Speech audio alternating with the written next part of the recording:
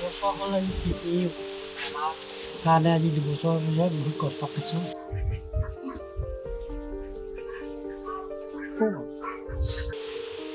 দুবছৰ হ'ল আজি কিডনী কাৰণে আজি 2 বছৰ পিছত বহুত কষ্ট পাইছোঁ। গতিকে চৰকাৰৰ ঘৰৰ পৰা যদি সহায় কৰে তেতিয়াহ'লে অকণ পাম আৰু জীয়াই থাকিব পাৰিম তেতিয়া। মানুহজন আজি 2 বছৰেই হ'ল। কিডনী অসুখৰ কাৰণে মানে বহুত ট্ৰিটমেণ্ট কৰিছোঁ, ভাল হোৱা নাই।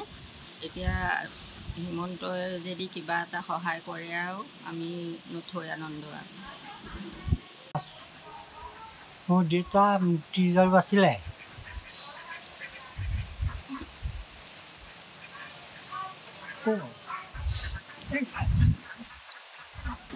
মোৰ শহুৰ দেউতা ব্ৰিটিছৰ মানে দিনৰ পৰা হেৰি হৈ আছিলে, তাৰপিছত পুলিচৰ মূৰৰ টুপি সহায় দিলে আৰু তাৰপিছত এতিয়া তাপস কৈৱৰ্ত আছিলে, তেওঁৰ পুত্ৰ হনেশ্বৰ দাস, মোৰ নাম শ্ৰী বীণা দাস, তেওঁ সহায় অকণ বিচাৰিছোঁ আৰু। নমস্কাৰ, এইজন মোৰ দাদা হনেশ্বৰ দাস, এয়া মোৰ বৌ বীণা দাস আৰু মোৰ নাম শ্ৰী মাধৱ দাস।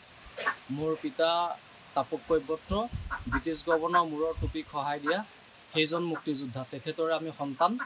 এই মোৰ দাদাৰ আজি 2 বছৰ ধৰি কিডনী বিকল হোৱাৰ কাৰণে ভৰি হাত ফুলি অৱস্থা নাই আৰু আমাৰ হাতত বিশেষ টকা পইচাৰ আমাৰ একো ব্যৱস্থা নাই। গতিকে আমি মাননীয় মুখ্যমন্ত্ৰী ডাঙৰীয়ালৈ কৰজোৰে আহ্বান জনাইছোঁ যাতে মোৰ দাদাক চৰকাৰীভাৱে কিবা এটা ব্যৱস্থা কৰি যাতে সুস্থ কৰি তোলে, তেখেতৰ কাৰণে মই এই আহ্বান জনাইছোঁ। 2 বছৰ হ'ল আজি কিডনী কাৰণে আজি 2 বছৰ পিছত বহুত কষ্ট পাইছোঁ।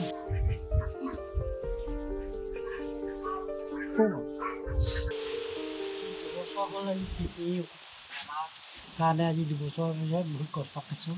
গতিকে চৰকাৰৰ ঘৰৰ পৰা যদি সহায় কৰে তেতিয়াহ'লে অকণ পাম আৰু জীয়াই থাকিব পাৰিম তেতিয়া। মানুহজন আজি 2 বছৰেই হ'ল। কিডনী অসুখৰ কাৰণে মানে বহুত ট্ৰিটমেণ্ট কৰিছোঁ, ভাল হোৱা নাই। এতিয়া হিমন্তই যদি কিবা এটা সহায় কৰে আৰু আমি নথৈ আনন্দ আৰু। মোৰ দেউতা মুক্তিযোদ্ধাও আছিলে।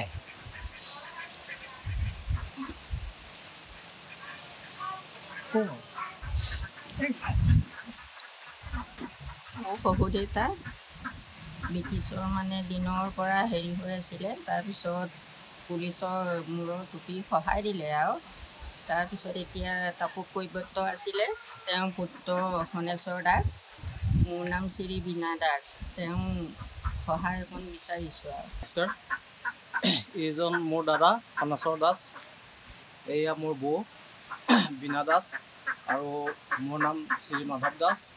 মোৰ পিতা তাপস কৈৱৰ্ত, ব্ৰিটিছ গভৰ্ণৰ মূৰৰ টুপিক সহায় দিয়া সেইজন মুক্তিযোদ্ধা, তেখেতৰে আমি সন্তান। এই মোৰ দাদাৰ আজি 2 বছৰ ধৰি কিডনী বিকল হোৱাৰ কাৰণে ভৰি হাত ফুলি অৱস্থা নাই আৰু আমাৰ হাতত বিশেষ টকা পইচাৰ আমাৰ একো ব্যৱস্থা নাই। গতিকে আমি মাননীয় মুখ্যমন্ত্ৰী ডাঙৰীয়ালৈ কৰজোৰে আহ্বান জনাইছোঁ যাতে মোৰ দাদাক চৰকাৰীভাৱে কিবা এটা ব্যৱস্থা কৰি যাতে সুস্থ কৰি তোলে, তেখেতৰ কাৰণে মই এই আহ্বাन जनाइছোঁ। अन्नपूर्णा काव घी देश के हर एक खाने को लजीज बनाता है।